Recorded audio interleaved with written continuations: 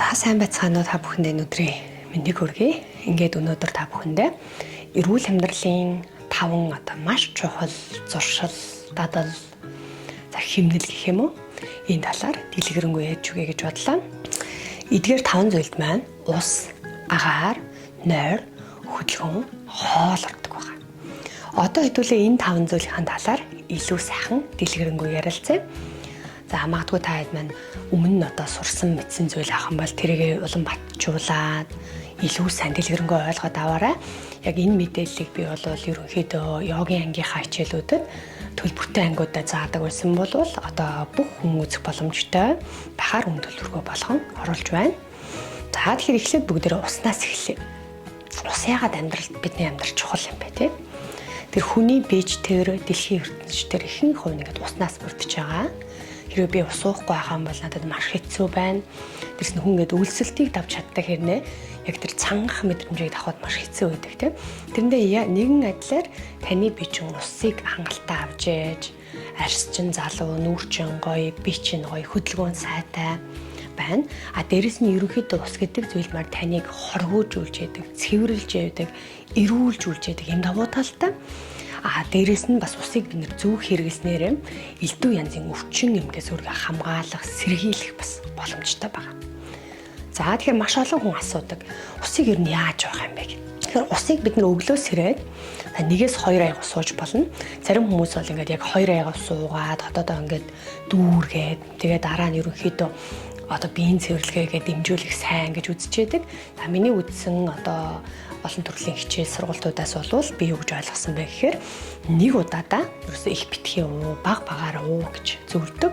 Тэр өглөөс ирээд сайхан ууж байгаас чинь бүлээн байх тусмаа яг л биеийн бохирдол, хорыг гадагшлуулж таны биеийн цэвэрлэгийг илүү дэмжиж өгнө гэсэн үг. За ингээд та өглөөс ирсэн цагаасаа эхлээд өглөөнөөс эхлээд оройн 5 цаг хүртэл усныхаа бүх 70%-ийг уугаад 5-8 цагийн хооронд 30%-ийг уугаад 8 цагаас хойш ус уухгүй байхыг төвчээрэй. Яагаад гэвэл бөөрөнд их ачаал ирээд нүд хавгнах, нүүр хавгнах, нүр цэлхийд сэрэх боломжуудыг бүрдүүлдэг. Дээрээс нь та орой их ус уучлаар бас шүн шээсврээд олон дахин бие засах шаардлага гардаг. Тэр маань өөрөө таны тав тухтай ундах байдалд хэр нөлөөлж идэг. Бүр тэр байтугай зарим хүмүүсийн хувьд бол шүн олон дахин шээхээсээ залхуураад гүрийдэг.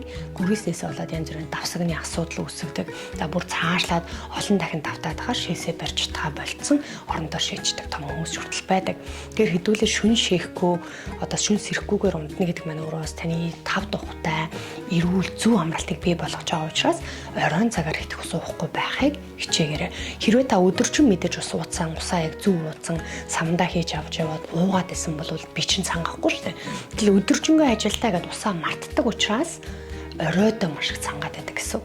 Тэгэхээр та ерөнхийдөө нэг сайхан усны том савтаа болчих. 2 литр юм уу 2 литр 500 ч юм уу тийм энэ савтаа усаа байнга авч явж яадаг. Тэгэл балгаал амсаал уугаа авчдаг. Ингийн бол таны хэрэгцээтэй усаа байнга аваад тахлаар таны бие чинь төдийлөн бас хэд их усыг нэхэд авахгүй. Дээрс нь байнга усаа тогтмол уугаад ирэхээр угаасаа айс чинь гоё байна, нүр чинь гоё байна, арсны хуурайшилж багасна, батгшаалж багасна. За тэгэхээр яаж уух юм бэ усаа тийм ямар хэмжээгээр уух юм бэ гэж хүмүүс их асууж идэг. Тэгэхээр усны хэмжээ бол ерөөхдөө таны биеийн жинг 40-оор үржүүлсэнтэй тэнцүү байвал их зохимжтой байдгаа гэж үзсэн байдаг. Тэр энэ бол бас миний хувьд бол их дажгүй санагдтiin. Ер нь бас айгүй хамгийн оновчтой тоо баримт юм шиг санагддаг. Жишээлбэл би 55 кг жинтэй байлаа гэхэд өдөрт 2.2 литр ус уухаар байгаа байхгүй 55-аа 40-оор үржээд. Тэнгүүд энэ усыг би яг хэвийн үед ууж байгаа байхгүй. Хэрвээ би өвдсөн халуурсан ямар нэгэн антибиотик хүчтэй юм ууж байгаа тохиолдолд би энэ усны хэмжээг нэмэх ёстой. Яг тэр олон төрлийн ийм химийн бодисыг задлах, цэвэрлэхэд надад энгийн уудгаас илүү их ус хэрэгтэй гэсэн. Хэрвээ та нэлээд таргалалцтай ялангуяа хэвлийн ирэхээр өөх хэрэгтэй байх юм бол бас усны хэмжээ арай их байж болно. За энэ мэтлэн та өөрийнхөө хэрэгцээндээ тохируулна. Ялангуяа халуурсан үед бид нэр усыг их сайн авах ёстой. Биеийнхээ халуураад би чинь зараасан, тавгуудсан, ханаад өрсөн үед бид нар усны хэрэгцээгээ нэмэгдүүлнэ. Одоо бид нэг эмнэлэгт очихоор хүүхд өвдчих юм бол та хүүхдтэй халуун бүлээн ус уулгаарай. Өдөржин ус сайн өрөөл гэж зөвлөдөг штэ тий. Тэр энэ чинь өөрөө биеийн цэвэрлэгийг дэмждэг, эрүүлжүүлдэг гайхалтай үйлдэл гэсэн. Одоо би бол яг одоо Австралид амьдарч байгаа. Австралийн Перт гэдэг хотод амьдарч байна. Тэгэхэд энд бол ингээд хүүхдээ өвдөд очиход бол ихэнхдээ л эм бичиж өгөхөөс илүүтэйгээр за та хүүхдтэй ус уулгаарай, сайн бүлээн ус уулгаад ажиглаарай гэж зөвлөдөг юм байлаа. Тэгэхээр хэдүүлээ усны хэрэгцээгээ маш сайн анхаарч зүгээр нэр сонсоод өнгөрөх биш. Тэгдэг гэсэн биш. Энийг хэрэгжүүлдэг, усны саваа байнга авч явдаг, уудаг нэгэн байхаараа гэж зөвлөж байна. Энэ бол ерөөсөө эрүүл амьдрах, аз жаргалтай амьдрах, дээрэс нь бас арьс үсээ гоё байлгах, эрүүл байхад хамгийн чухал зүйлийн нэг. За дараагийн чухал нэг зүйл болохоор агаар байна. Яагаад агаар гэж те? Хүүхдүүд ингээд төрөнгөт бид нэр төрснийхаа дараа ч юм уу те нялх хүүхдтэй байхдаа хүүхдээ би агаарлуулах ёстой. За энийгээ би агаарт гарахгүй бол болохгүй гэдгийг маш сайн мэддэг те. Яагаад гэхээр нөгөө хүүхдээ агаарт гарахгүй ухаар унтаж чадахгүй. Уйлгнаад байдаг. Эсвэл ингээд тархи толгой нь хүлрөөд идэг. Энийг бид нар маш сайн мэдэрдэг те. Бүр үнэхээр анзаардаг. Нэрээ энийг агаарлахгүй бол болохгүй нэ гэд өдөр болгон хүүхдээ агаарлуулдаг. Тэгэхээр яагаад тэгэхээр хүн ерөөсөө байгалийн амтан байхгүй. Бид нар байгалаасаа заяасан одоо үхлээ гэхэд бид нар байгалаа шигдэг. Бид нар байгалийнхаа тэр гоё эрчим, энерги, агаар ийг маш сайн авч явах хэрэгтэй. Ялангуяа одоо ингээд гадаа гараад тийм ээ. Одоо зуны дулаан цагт бол ингээд өвсөн дээр гიშгэх тийм ээ, усанд хүрэх, чулуун дээр гიშгэх маань өөрөө байгальд ихийн хувийн холбоо мэдрүүлдэг. Дээрс нь бидний тэр нэг унсан энерги, сүрэг байгаа бүхнийг ингэж багасгахад тусалдаг учраас маш чухал. Тэгэхээр та ингээд хотод байж байгаад одоо шил бид нэр хөдөө явангууд тэгээд өөрөөр нойр хөөрөл хөөх ямар гоё юм бэ гэсэн мэдрэмжийг авдаг тийм. Тэгэхээр эн чинь өөрөө танд тэр нөгөө энерги нөхөх, бие ингэж бүх сөрөг зүйлээс тусгаарлах, байгалийн эрчим энергийг мэдрэх боломжийг өгөөг удацсан байгаа байхгүй. Тэгэхээр бид нар яг л өөрийгөө нялх хүүхд мэтэр бодож ятар толгойд нэгээс хоёр удаа анхаарлуулдаг баг. Гадаа гараад гоё алхацдаг, өглөө ирцээрээ агаарт явцдаг. За бүр ажлын өдрүүдэд амжихгүй байлаа гэхэд амралтын нэг өдрийг, хоёр өдрийг яаж хийж чад 30 минутаас 1 цаг агаарт байлгадаг. Ийм зуршил суулгах хэрэгтэй.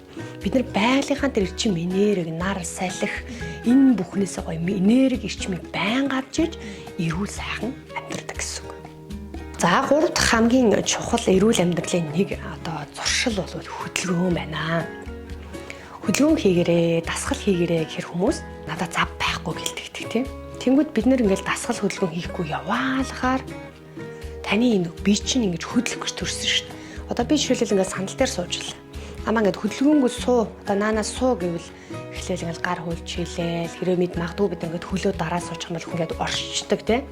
Маш төвөгтэй хэцүү байдаг. Удаан суугаад хэцүү. Өөрөө ирэхгүй ингээл хөдөлмөр санагддаг. Тэгэхээр эн чинь хүн өөрөө хөдөлгөөнтэй байж ирүүл байдгийн нэг жишээ байхгүй. Тэгэхээр дасгал хөдөлгөөнийг та тогтмол хийж одоо магадгүй хамаагүй таны бие ирүүл байж болж байна. Одоо сайхан асуудалгүй сайхан зүгээр энэ тэдний өвдөлт байхгүй тэгэхэд ирээдүйн 5 жил, 10 жил, 15 жилийн дараа таны бие ямар нэгэн өвчин эмгэгт өртөх аюулаас дасгал хөдөлгөөнийг авардаг. Одоо магадгүй та одоохондоо залуу байна, одоохондоо эрүүл байна гэдээ дасгал хөдөлгөөн хийхгүй байлаа гэхэд ирээдүйн маш их мөнгөний санхүүгийн асуудал байх боломжтой байхгүй. Эрүүл мэндийн асуудал туллаа, нуруу туруу нөвдлөө, энд нөвдлөө, эмнэлгээр яваад хамаг мөнгө цагаа өрнө. Тэгэхээр одооноос хөдлөх боломжтой байгаа дээрээ танд хөдөлгөөн хийх боломж нөөц байгаа дээрээ дасгал хийж явах хэрэгтэй. Таны одоо өвдсөн өдөг хамаагүй. Хамгийн гол нь эхлэх хэрэгтэй. Хүн хөдлөх гэж төрсөн.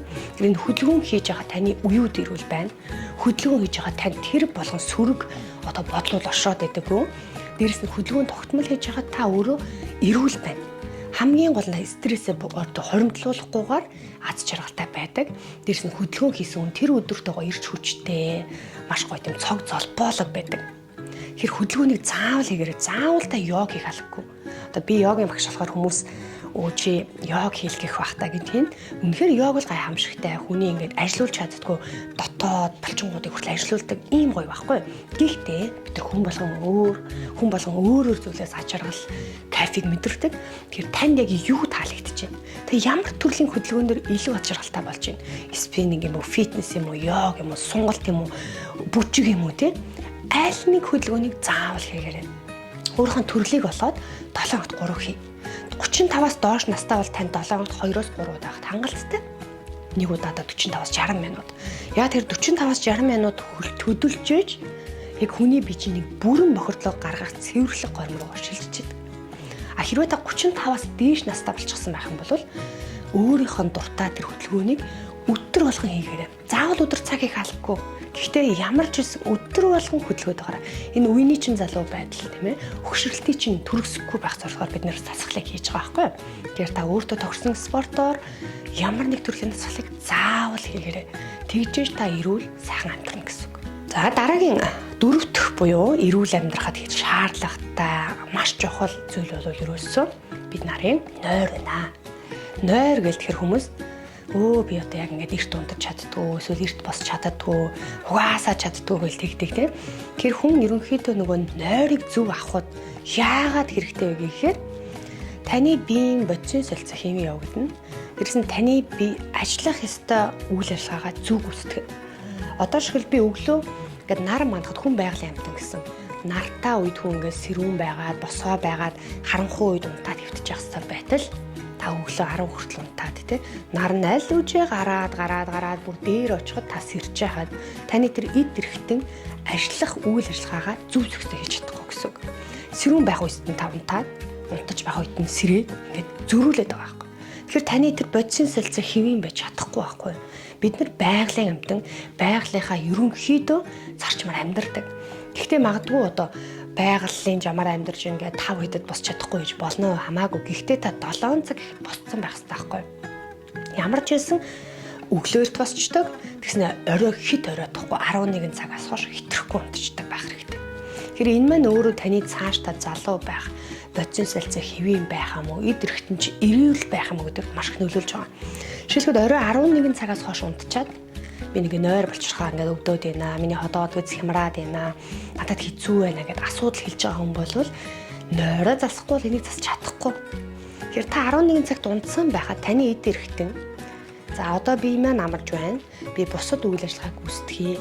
Эд эрхтнээ цэвэрлэе, нөхөн түлжээ, шинэ эд эсээ сэргээх горомдоргоор шилжиж байгаа. Тэгээ та энэ үед унтахгүй байгаа юм чи тийм процесс явагдахгүй. 2 цагт унтлаа. Хамгийн чухал залуужуулах 11-ээс 2 цаг хүртэл энэ цаг хугацаанд алдсан учраас залуу сайхан байх боломж нь багасна. Тэгэхээр хэдүүлээ хэвийн горомтой амьдралтаа шилжиж яг зөв цагтаа унтаж зөв цагтаа сэрдэг байх. Одоо жишээлхэд миний одоо ойрын ихчмэн байгаа аахгүй. Би орой эрт унтаж чаддгүй гэх. Тэгээ анзаархад дандаа үлгсэн цаг сэрж байгаа аахгүй. Гэхдээ тэр их 50 нас 57 найтай хүн байхгүй. 9 цаг сэрэхээр чинь хин ч орой эрт унтаж чадахгүй шүү дээ. Яасан ч 10 цагт 11 нойр хүрэхгүй.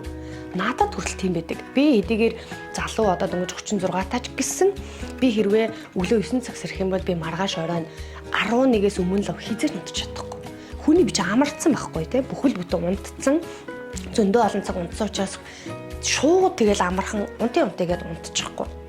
Тэгэхээр эрт хэрвээ сэрэх юм бол энэ батал зуршлуулж болно. Одоо жишээлбэл би орой эрт унтаж чаддгүй байлаа л да. Хамаагүй миний нойр хулжаад унтаж чадахгүй байлаа гэхэд би тэр өдөр 1 цагт унтлаа.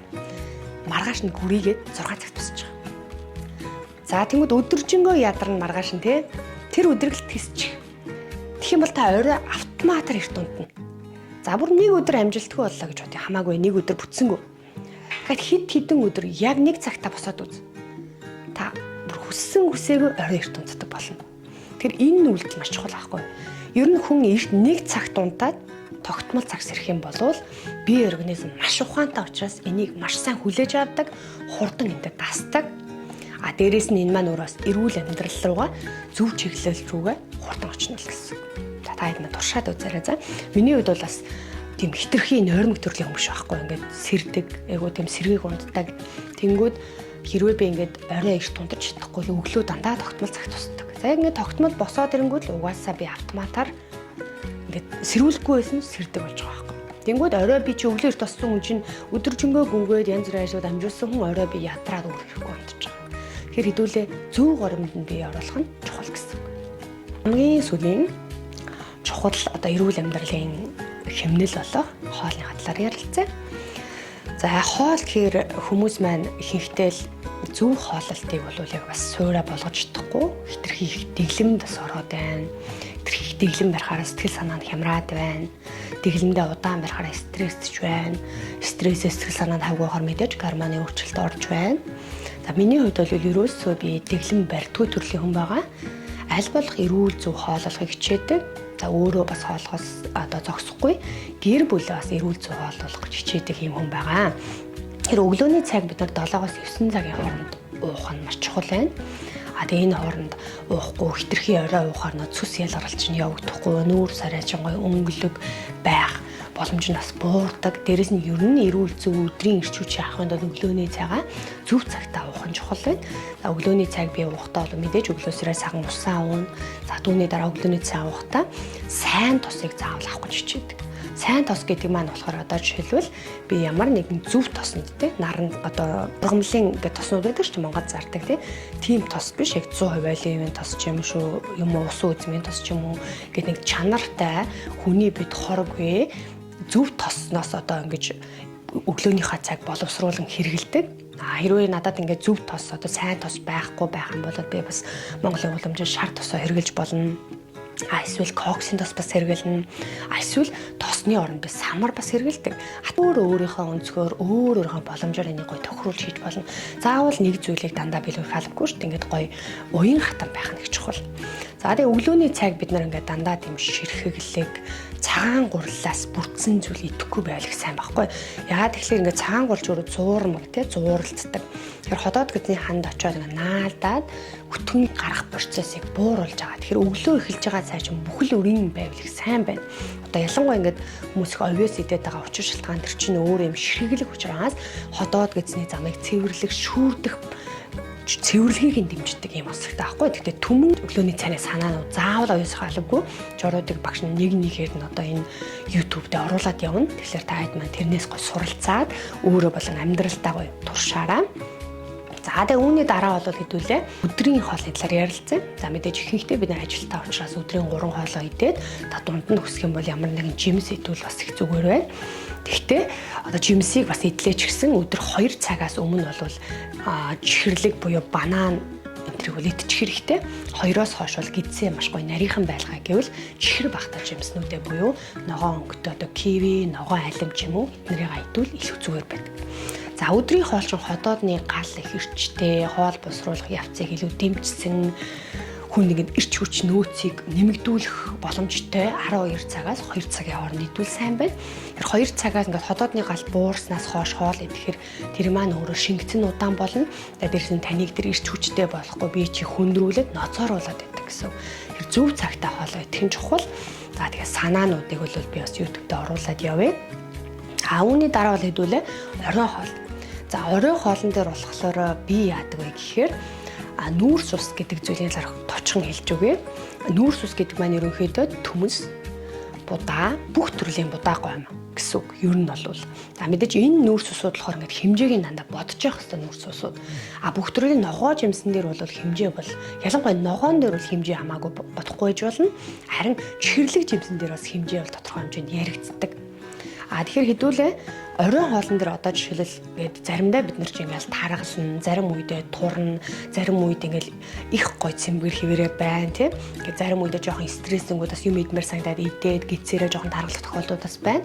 Тэгэхээр би одоо дэглэм барьдаггүй хэрнээ яаж ин хивэн жингээ байн барьж явдаг вэ гэхээр жишээл орой хоолныхаа нүүрс усыг одоо шалгах заримдаа хасаа, заримдаа хивэн идээд ч юм уу эсвэл хэмжээг нь багасгах маягаар явдаг. Одоо жишээл орой хоолндоо би нэг 100 г орчим будаа төмс иддэг л байлаа гэхэд те бид нар монголчуудын хувьд бол будаа төмс хоёрыг зэрэг хэрэглээд байдаг. Тэгэхээр нөгөө нүүрс үсийн хэмжээ хэтэрхий ихтчихээр хөвлийн таргалт нь хэвэн байгаа их байгаад байдаг байхгүй. Тэгэхээр аль нэгийг авна гэсэн үг.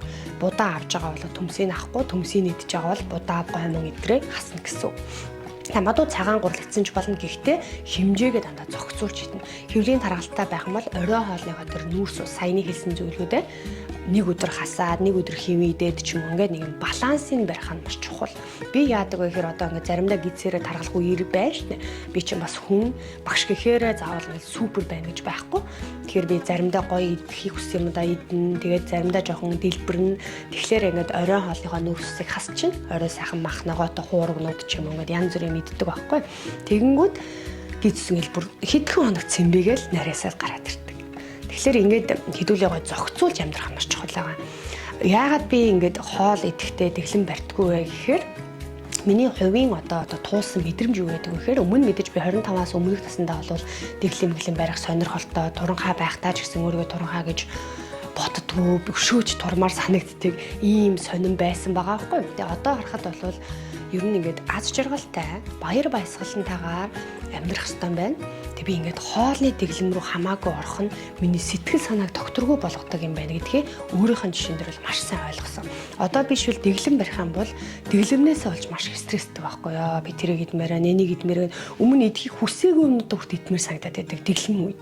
Тэгэхээр би яагаад ингээд дэглэм барьдаг вэ гэхээр сэтгэл санаа маань хямрах юм бол би мянга тэр дэглэмээ яс бариад ч миний гид сасагдахгүй ч болдог. Тэр сэтгэл санаа өөрөө гормонд маш их нөлөөлдөг.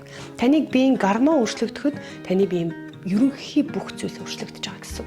Тэгэхээр сэтгэл санаагаа гоё тогтвортой, аз жаргалтайгаар хоолоо зөв зохицуулаад идэж сурчих юм бол бид нар стресстөхгүй, сэтгэл санаа чи хэвийн төвшөнд байх юм бол бие чи ерөнхий зохицуулалт хэвэн байна гэсэн. Тийм болохоор ингэж дэглэм барихгүйгээр хоолоо зохицуулж амьдардаг байгаа. За магадгүй та хэд яг юу сурмаар байна гэдгээ комментуудад илүү дэлгэрэнгүй үлдээвэл би нийлүүлж байгаа.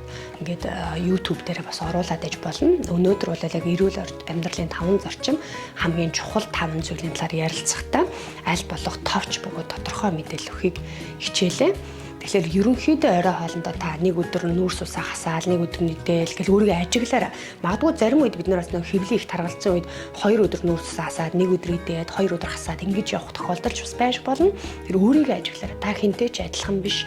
Та хин бүх хүнээс өөр, бид нар нэг нэгнээсээ ялгаатай учраас одоо надад нөлөөлсөн зүйл тань нөлөөлөхгүй бас байж болдог. Тийм болохоор хэдүүлээ өөрийгөө ажиглал сургах хэрэгтэй. Өөрийгөө ажиглаад аль нь надад илүү тохиромжтой байна, аль нь миний хувьд илүү сайн нөлөөлж чадж байна гэдгийг олох юм бол бид нар яг зөв амьдралын эрүүл амьдралын хэмнэлээ бий болгоно гэсэн. За ингээд хамт байсан та бүхэндээ маш их баярлалаа. Сурахыг хүсэж байгаа зүйлүүдээ комент хэсэг сайхан дэлгэрэнгүй бичээ яваарай. Баярлалаа. Баяртай.